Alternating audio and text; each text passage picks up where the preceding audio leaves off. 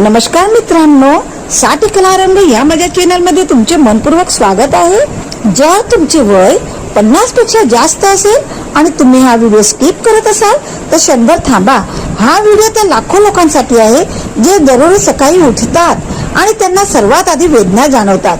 गुडघ्यातून कटकट आवाज येतो, पाय आखडणे आणि मान अशी वाटते जणू काही कोणी घट्ट पकडली आहे। जागे होताच तुमचे हात आणि पाय शून्य होतात। थोड्या वेळ उभे राहिल्यास तुमचे गुडघे लटपटतात। पायऱ्या चढणं म्हणजे एव्हरेस्ट चढण्यासारखं वाटतं आणि सर्वात वेदनादायक गोष्ट म्हणजे तुम्हाला कोणावरही ओझं व्हायचं नाहीये। तुम्हाला स्वतःच्या पायावर उभं राहायचं असतं, स्वतःच्या पायावर चालायचं असतं, तुमच्या नातवंडासोबत खेळायचं असतं, पण या वेदना आणि हा दुखावा तुम्हाला मागे खेचत आहे। जर या गोष्टी तुम्हाला तुमच्या हृदयाला भिडत असतील तर आजचा व्हिडिओ केवळ माहिती नाही तर ही तुमच्यासाठी एक नवीन सुरुवात आहे। आज मी तुम्हाला सांगणार आहे की शरीरामध्ये कॅल्शियमची कमतरता का निर्माण होते, सांधेदुखी आणि संधिवात का होतो आणि सर्वात महत्त्वाचे म्हणजे महागड्या औषधाशिवाय तुम्ही घरीच यावर नियंत्रण कसे मिळवू शकता। आणि व्हिडिओच्या शेवटी मी एक रेसिपी शेअर करीत आहे जी बहुतेक लोकांना माहित नसेल आणि म्हणूनच व्हिडिओ शेवटपर्यंत नक्की बघा। आणि आपल्या चॅनलवर तुम्ही नवे असाल, आपल्या चॅनलला तुम्ही सबस्क्राईब केले नसेल तर सर्वात अगोदर सबस्क्राईब करा। व्हिडिओमध्ये मी अशी रेसिपी शेअर करणार आहे ज्याच्यामुळे तुमचे आयुष्य खूप सोपं होईल, तुम्ही सक्रिय, सशक्त, आनंदी राहाल। मित्रांनो, जर तुम्ही या चॅनलला पहिल्यांदा भेट दिली असेल तर कृपया सबस्क्राईब बटनावरती क्लिक करा आणि बेल आयकॉन सुद्धा दाबा, जेणेकरून आम्ही इथे देत असलेली माहिती तुमच्या डॉक्टरांचा खर्च वाचवू शकते। ज्या आधी जोडले गेलेले आहेत त्यांचा खूप खूप आभार। आता एक छोटासा प्रश्न, तुम्ही व्हिडिओ कुठून बघत आहात कमेंट बॉक्स मध्ये नक्की सांगा। मला हे खूप महत्त्वाचं वाटतं, कारण की मी जे व्हिडिओ शेअर करते ना ते तुमच्या वयानुसार, गरजेनुसार ते तयार करत असते। चला तर मग जास्त वेळ न घालता व्हिडिओला सुरुवात करूया। आधी समजून घेऊया की ही समस्या कुठून येते। आपली हाडं सजीव आहे का? ती दररोज तुटतात आणि पुन्हा तयार होतात, पण जसं आपलं वय वाढतं तशी ही प्रक्रिया मंदावते आणि जेव्हा शरीरामध्ये कॅल्शियम, मॅग्नेशियम आणि व्हिटॅमिन डी सारख्या आवश्यक पोषक तत्वाची कमतरता असते तेव्हा हाड कमकुवत होऊ लागतात। गुडघ्याच्या आतील कार्टिलेज म्हणजे की उशीप्रमाणे काम करतं, एक गादीप्रमाणे काम करतं। जेव्हा हा पुढचा झिजतो तेव्हा हाडावरती घासली जातात, यालाच आपण गादी सुद्धा म्हणतो। तर ही गादी जेव्हा झिजते तेव्हा हाडावर हाड घासले जातात आणि तेव्हा सुरू होते गुडघेदुखी। सकाळी उठल्यावर जो खडबडाट ऐकू येतो तो हाच आहे। आता प्रश्न असा आहे की कॅल्शियमची ही कमतरता निर्माण नक्की का होते। पहिलं कारण म्हणजे आहार आपण जे खातो त्यात पूर्वीसारखं पोषक तत्व राहिलेलं नाही। आता हा प्रश्न आहे की कॅल्शियमची ही कमतरता निर्माण नक्की का होते। आता आपण त्याची कारणे पाहूया। पहिलं कारण म्हणजे आहार आपण जे खातो त्यात पूर्वीसारखं पोषक तत्व राहिलेलं नाही। बाहेरचं खाणं, प्रोसेस केलेले अन्न आणि अतिरिक्त मीठ, साखर हे हाडांचे शत्रू आहेत। दुसरं कारण म्हणजे सूर्यप्रकाश। शरीराला सूर्यप्रकाश मिळाल्यावरच व्हिटॅमिन डी तयार होते आणि आजकाल आपण वातानुकूलित खोल्यांमध्ये घरात बंदिस्त असतो, त्यामुळे आपल्याला सकाळचा सूर्यप्रकाश मिळत नाही। तिसरं कारण म्हणजे वाढत्या वयानुसार आपल्या शरीराची कॅल्शियम शोषण्याची क्षमता कमी होते। याचा अर्थ असा की तुम्ही कॅल्शियम खाता पण तुमचे शरीर ते शोषून घेऊ शकत नाही। चौथे कारण, ही गोष्ट फार कमी लोकांना माहित आहे, ते म्हणजे जास्त प्रमाणात चहा, कॉफी आणि शीतपेय पिणं। या पेयांमधील फॉस्फरिक ऍसिड शरीरातील कॅल्शियम बाहेर काढतात। जर तुम्हाला ही माहिती उपयुक्त वाटत असेल तर चॅनलला सबस्क्राईब करा आणि व्हिडिओला लाईक करा। आणि मी जे काही सांगणार आहे ना ते आणखी महत्वाचे आहे। चला तर मग संधिवात म्हणजे नक्की काय आणि तो संधिवात सांधेदुखीपेक्षा कसा वेगळा आहे हे जाणून घेऊया। सांधेदुखी जे कॅल्शियमच्या कमतरतेमुळे होत नाही, कधी कधी सांध्यांना सूज येते ज्यांना संधिवात म्हणतात। जेव्हा ही सूज दीर्घकाळ टिकते आणि युरिक ऍसिड जमा होते तेव्हा त्याला गाऊट म्हणतात। संधिवातामुळे बोटे वागतात, गुडघ्यांना सूज येते, चालणं कठीण होतं। पण मित्रांनो, काळजी करू नका, कारण आज मी तुम्हाला सांगणार आहे की तुम्ही तुमच्या रोजच्या आहारामध्ये या सर्व समस्या कशा पद्धतीने नियंत्रित करू शकता। आता आपण सुरुवात करूया पहिल्या उपायाने। पहिला उपाय आहे तो म्हणजे तीळ. हे छोटेसे तीळ जे तुमच्या घरात कुठेतरी डब्यात असतील, पण ते किती आश्चर्यजनक आहेत, किती जादुई आहेत हे तुम्हाला माहित नसेल. मित्रांनो, तिळामध्ये दुधापेक्षा 10 पटीने जास्त कॅल्शियम असतं. हे ऐकून तुम्हाला आश्चर्याचा धक्काच बसेल, पण हे खरं आहे.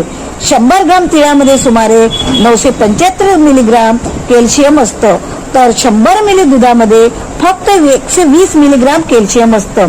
तिळामध्ये केवळ कॅल्शियमच नाही तर इतर घटक असतात. त्यात मॅग्नेशियम जे हाडांना कॅल्शियम शोषण्यात मदत करतात, झिंक जे रोग प्रतिकार शक्ती मजबूत करतं, लोह जे रक्त तयार करण्यास मदत करतं, आणि सेफाफिन नावाचं एक विशेष संयुग जे सांध्यातील सूज कमी करतं. हे घटकही असतात. ते केवळ कॅल्शियम देत नाही, ते सांध्यांची सूज कमी करतात आणि गुडघ्यांच्या कार्टिलेजची दुरुस्ती करण्यासाठी पण मदत करतात. आता प्रश्न असा आहे की ते कसे खावे. पहिली पद्धत म्हणजे चमचाभर तीळ घ्या, मंद आचेवर हलके भाजून घ्या.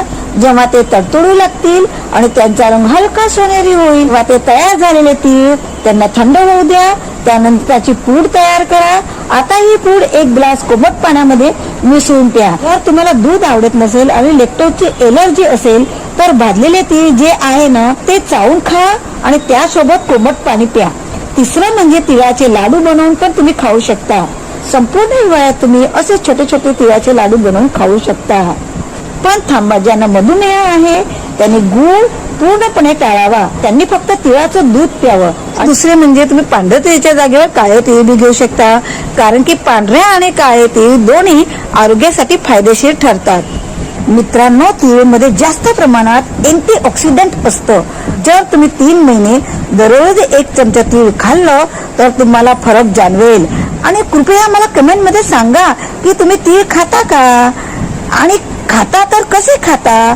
तुमचे उत्तर वाचायला मी खूप उत्सुक असते. आता आपण दुसरा उपाय पाहूया. दुसरा उपाय आहे अक्रोड. मंडळी, अक्रोड कडे तुम्ही एक नजर टाका. त्याचा गर अगदी मेंदू सारखा दिसतो. म्हणतात की एखादी गोष्ट एखाद्या गोष्टीसारखी दिसते ती तिच्यासाठी चांगली असते. अक्रोड केवळ मेंदूसाठी चांगलं नाही तर त्या हाडांसाठी पण सुद्धा उत्तम आहे. अक्रोड मध्ये ओमेगा 3 फॅटी ऍसिड असतं. ते घटक असे आहे जे सांध्यांची सूज कमी करतं. आतून जणू कुणीतरी बर्फच लावत आहे. इतकंच नाही तर अक्रोड मध्ये omega 6 fatty acid, calcium, magnesium, phosphorus, zinc, तांब आणि व्हिटॅमिन ए देखील असतात. हे सर्व मिळून हाडे मजबूत करतात, शिरांमधील सूज कमी करतात, दबलेल्या आणि संकुचित झालेल्या शिरा हळूहळू बऱ्या होण्यास मदत करतात. अक्रोडाचा आणखी एक फायदा म्हणजे ते युरिक ऍसिड नियंत्रणात ठेवते. आणि मी सांगितल्याप्रमाणे युरिक ऍसिड हे संधिवातासाठी सर्वात मोठे कारण ठरतं. म्हणून जर तुम्हाला संधिवाताचा त्रास होत असेल, अक्रोड तुमच्यासाठी वरदान रूप ठरेल. ते खाण्याचे सर्वोत्तम मार्ग म्हणजे 2 अक्रोडचे दाणे रात्रभर पाण्यात भिजवून ठेवून सकाळी रिकामी पोटी खा, किंवा नाश्त्यानंतर ते खाऊ शकता. 1 ग्लास कोमट पाणी प्या, दुसऱ्या दिवशी दूध प्या. आणि एक गोष्ट करा, एक दिवशी तीळ खा आणि दुसऱ्या दिवशी अक्रोड खा. असे अलटून पलटून केल्याने शरीराला वेगवेगळी पोषक तत्व मिळतात आणि कंटाळाही येत नाही.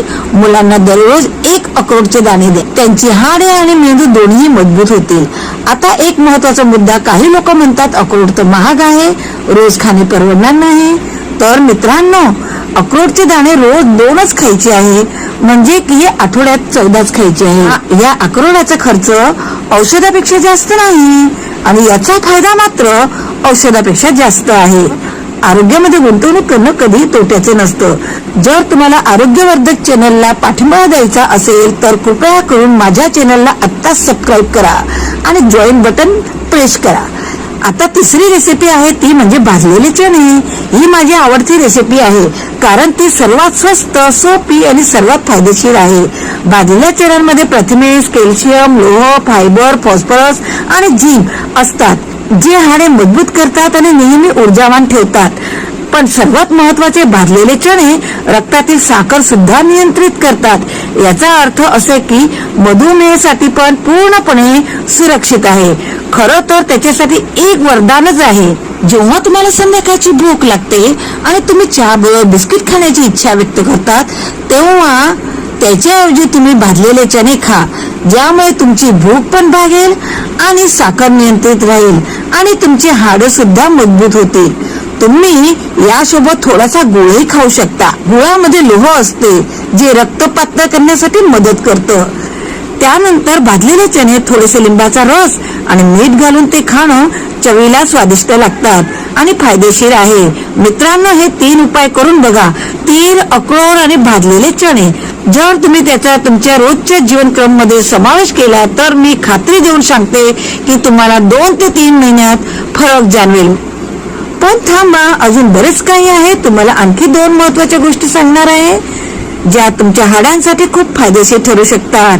चौथी गोष्ट आहे ती म्हणजे अंजीर. अंजीरला इंग्रजीमध्ये फिग म्हणतात आणि ही त्यापैकी एक गोष्ट आहे जी वरवर साधी दिसते पण आतून शरीराचा स्रोत खूप असतो.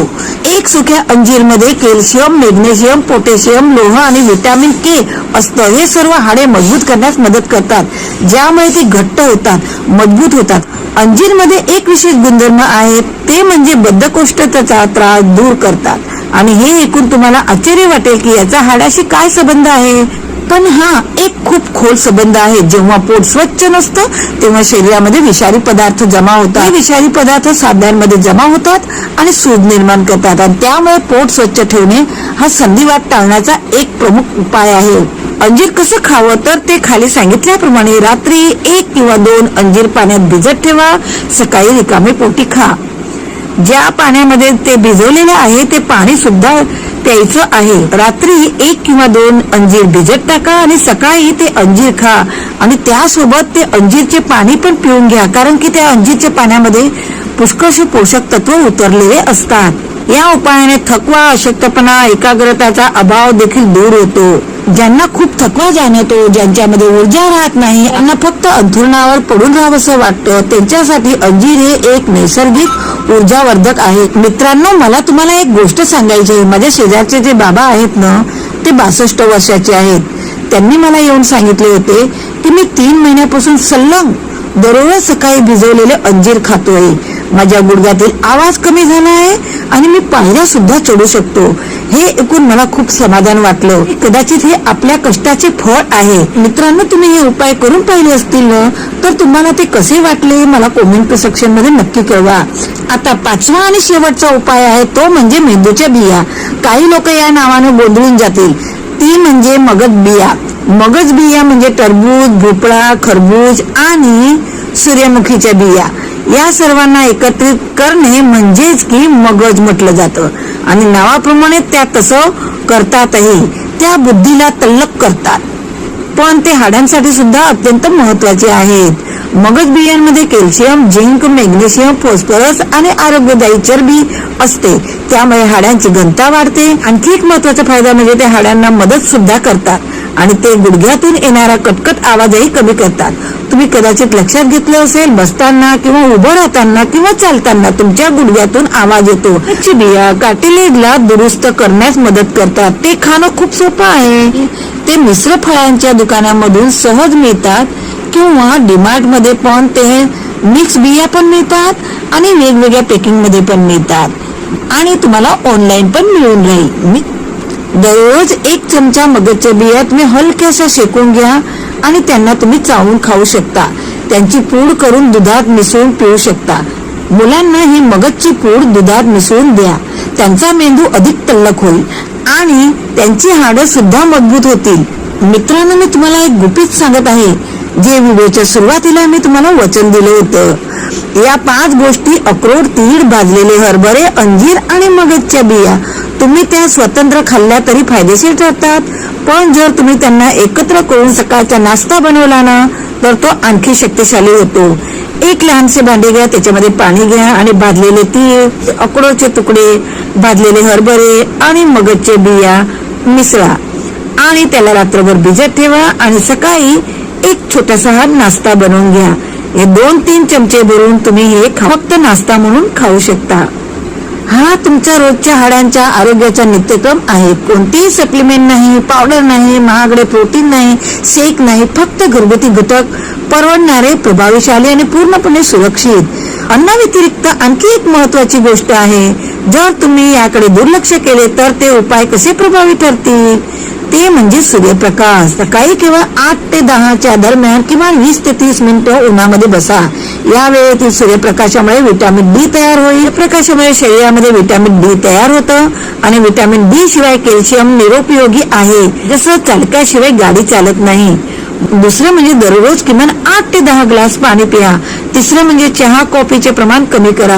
दिवसातून 1 किंवा 2 कप ठीक आहे, पण जास्त चहा कॉफी पिऊ नका, कारण की ते फॉस्फरिक ऍसिड आणि कॅल्शियम शोषून घेतं. चौथं म्हणजे थोडंसं चाला. सांध्यासाठी दिवसातून 20 ते 30 मिनिटं चालणं खूप महत्वाचं आहे. चालण्यामुळे सांध्यांना वंगण मिळतं. जे लोक अजिबातच चालत नाही त्यांचे सांधे लवकरच आखडतात. 5वं म्हणजे वजन. जर तुमचे वजन जास्त असेल तर तुमचा प्रत्येक अतिरिक्त किलो तुमच्या गुडघ्यांवर तिप्पट जास्त दाब टाकतो. याचा अर्थ तुमचं वजन जर 10 किलो जास्त असेल तर ते तुमच्या गुडघ्यावरतील 30 किलो अतिरिक्त भार देतो. म्हणून वजन नियंत्रित ठेवणं तितकंच महत्वाचं आहे. शेवटची गोष्ट म्हणजे स्वतःची झोप. 7 ते 8 तासाची चांगली झोप स्वतःची दुरुस्ती करतं. झोपेमुळे हाडे आणि उती बऱ्या होतात. मित्रांनो, तुम्हाला हा व्हिडिओ कसा वाटला हे कॉमेंट सेक्शन मध्ये नक्की सांगा. आणि तुम्हाला हा व्हिडिओ आवडला असेल तर लाईक आणि शेअर करा आणि सबस्क्राईब करायला विसरू नका. धन्यवाद.